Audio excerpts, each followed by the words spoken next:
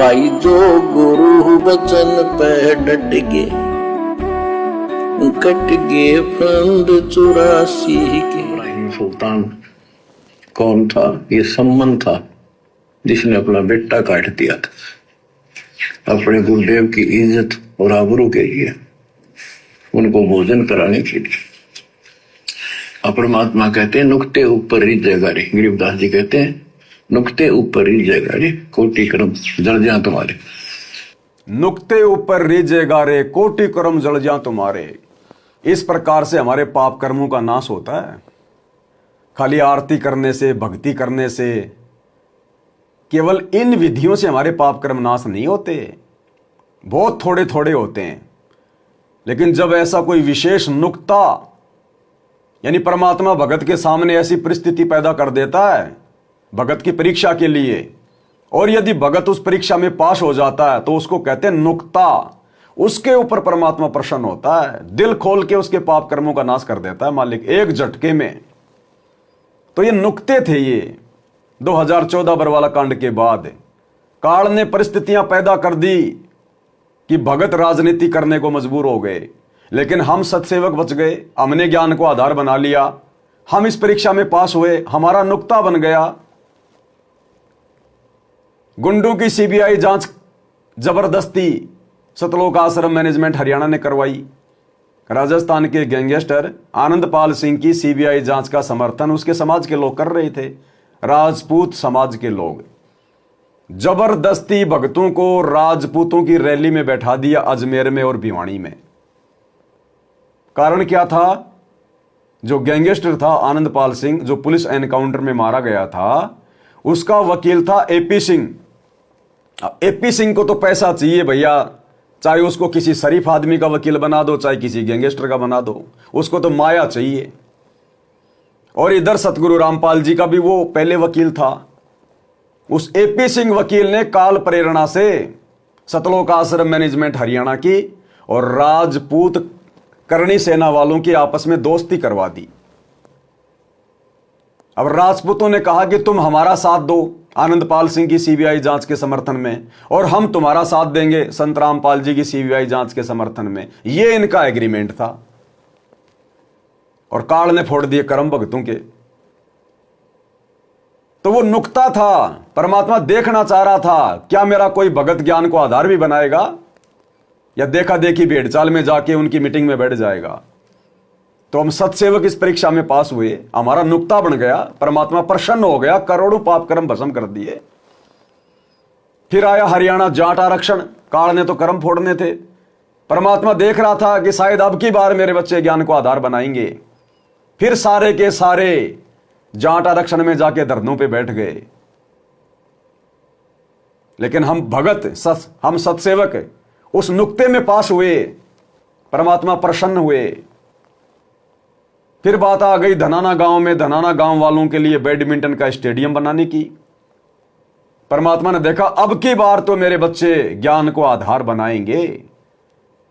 उस बार भी आधार नहीं बना पाए, और भक्तों की ज्योति पाठ और दान का पैसा फालतू में उन पत्थरों में बर्बाद कर दिया गया स्टेडियम बनाने में। हम सत्सेवक अब की बार भी पास हुए, परमात्मा बहुत प्रसन्न हुए। फिर नंबर आया गोहाना जाट धर्मशाला बनवाने का। गुरुदेव ने सोचा अब की बार तो मेरे बच्चे बिल्कुल धोखा नहीं खाएंगे, क्योंकि सत्सेवक भी वीडियो बना रहे हैं, समझा रहे हैं। अब की बार तो संगत समझ जाएगी आश्रम वालों की चाल को, काल के षड्यंत्र को। नहीं समझ पाए। सत्सेवक फिर पास हुए, परमात्मा जी खोलकर खुश हुए। तो भाई और बहनों, ये हमारे नुक्ते बनते जा रहे हैं। नुक्ते जैसे आज आप और हम सभी भगत भाई बहन सेव सम्मन के ये कथाएं पढ़ते हैं, मीराबाई की कथा पढ़ते हैं। इसी प्रकार आने वाले भक्ति इतिहास में हजारों साल जो भक्ति मार्ग चलेगा, ये वर्तमान में जो घटनाएं घटित हो रही हैं संगत में, आने वाले समय में सत्सेवकों के और सतलोक आश्रम मैनेजमेंट हरियाणा के यानी गुरुदेव भगवान के कलयुगी परिवार के ये किस्से, ये घटनाएं आने वाले समय में आत्माएं सुना करेंगी और ज्ञान को आधार बना के भक्ति किया करेंगी। ये उन आत्माओं को सफलता प्राप्त करवाने के लिए परमात्मा वर्तमान में एग्जाम्पल तैयार कर रहे हैं कि आप लोगों ने किस प्रकार से अपने गुरु की गैर हाजिरी में भक्ति मार्ग पे चलना होता है। गुरु के परिवार को देखकर, कोऑर्डिनेटर को देखकर, या गुरु के ज्ञान को आधार बनाकर। क्योंकि आज भी तो सारी घटनाएं गुरु जी की गैर हाजिरी में हो रही हैं। गुरु जी तो हिसार जेल में बैठे हैं, संगत को परमात्मा ने फ्री छोड़ रखा है। इसी प्रकार कल को गुरु जी सतलोक चले जाएंगे, तो उस समय इन घटनाओं को माध्यम बनाकर आत्माएं भक्ति करेंगी, सावधानी बरतेंगी। जैसे आज हम मीराबाई की घटना, धर्मदास जी की कथा, अर्जुन सर्जुन की कथा, सेव सम्मन की कथा, इन कथाओं को पढ़ पढ़कर आज हम सावधानियां बरत रहे हैं। तो भाई और बहनों, आप और हमारे मोक्ष में तो ज्ञान आधार से कोई संशय है नहीं, यदि आजीवन मर्यादा में रहे तो। और बाकी तो भाई भक्तों ने अपना जीवन बर्बाद कर लिया, ये जीवन तो बर्बाद कर लिया, आगे मालिक की मौज। अब उसके मन में, क्योंकि ये सत्संग इसलिए सुनाए जाते हैं कि आपकी आत्मा यहां से कति हट जाए और केवल सतलोक में आस्था बढ़ जाए। उसकी सतलोक में आस्था बढ़ी नहीं उस समय, और ये पश्चाताप करता रहा, हे भगवान मैं धनी होता, बेटा काटना नहीं पड़ता, हे भगवान मैं धनी होता। उस जन्म में भी मालिक ने उसको बहुत कुछ दे दिया था, लेकिन फिर भी उसकी वो इसी तड़प के कारण दे दिया, तो वो ही उसका जान का झाड़ बन गया, वो पार नहीं हो पाया। और फिर अगले जन्म में एक नौशेरवा नाम का बादशाह बना। परमात्मा कहते हैं वो छोटी सी सोच, भक्ति के विरुद्ध छोटी सी सोच उसके जी का झाड़ बन गया, वो पार नहीं हो पाया। अब सोचिए कितनी छोटी सी गलती भक्ति मार्ग में भगत को कितना नीचे गिरा देती है। तो इसी प्रकार हमने भी अनावश्यक डिमांड अपने मन में भी नहीं सोचनी है। गुरु से प्रार्थना करना तो दूर, हमने सम्मन की तरह अनावश्यक डिमांड जो काल प्रेरित हो हमने सोचनी भी नहीं है, अन्यथा सम्मन की तरह हम भी नीचे गिर जाएंगे, हमारे जी का झाड़ बन जाएगा। 70 गंज यानी 70 अरब संपत्ति थी, एक पैसा दान नहीं करे परमात्मा ने। वहां जाकर उसको झटका दिया तो थोड़ा बहुत दान करवाया, वही आत्मा अगले दिन में अब्राहिम सुल्तान अदम बना। अब जैसे कर्म कर रखा हो फल तो भगवान देगा, लेकिन इसने के चाटे सुख न इस धन न इस राजपाट ने अगले दिन में कुत्ता बनेगा। परमात्मा को पता होता है, हम अनजान बालक होते हैं, इसलिए परमात्मा उस नरक से निकालने के लिए अब्राहिम सुल्तान अदम के साथ, उनके साथ कितना कष्ट उठाया जाता है। एक जीव को निकालने के लिए कितने प्रयत्न किया जाता है। और आप इसी तरह बच्चों, इसी प्रकार परमात्मा देखो आपके लिए कितनी व्यवस्था कर रहा है, कहां से अपनी महिमा सुनवा रहा है, कहां से आपको जगा रहा है, आपको प्रेरित कर रहा है। बच्चों लोक अच्छा नहीं, इसमें तुम आंख मीच कर मत बैठो। ये लोक अच्छा नहीं है, इसमें तुम आंख बंद करके मत बैठो। और गुरुदेव कह रहे कि परमात्मा कहां बैठकर तुम्हें सत्संग सुना रहा है। ये सत्संग कहां से आ रहे हैं? जेल से।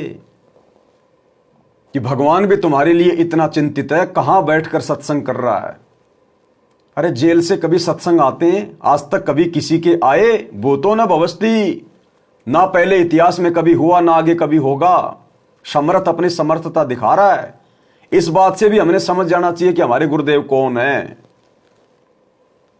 क्या उस जेलर की नौकरी नहीं जाएगी? क्या प्रशासन को डांट फटकार नहीं लगेगी हाईकोर्ट से कि एक एक घंटे के सत्संग जिसके ऊपर देशद्रोह का मुकदमा लगा हुआ है कैसे बाहर वायरल हो रहे हैं? आसाराम की 1.5 मिनट की ऑडियो आज से 4 साल पहले वायरल हो गई थी, टहल का मच गया था। हाई कोर्ट ने आसाराम को फटकार लगाई थी कि दोबारा अगर शिकायत आ गई ठीक नहीं रहेगा।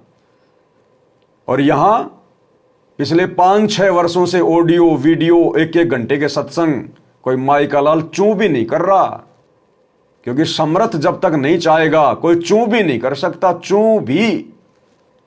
तो इससे भी हमने समझना चाहिए कि हमारे गुरुदेव कौन है। आम संत हैं, परमात्मा के भेजे गए संत हैं, या स्वयं परमात्मा है। तो यह भी समर्थता का प्रमाण है यदि हम थोड़ा सा विचार करें तो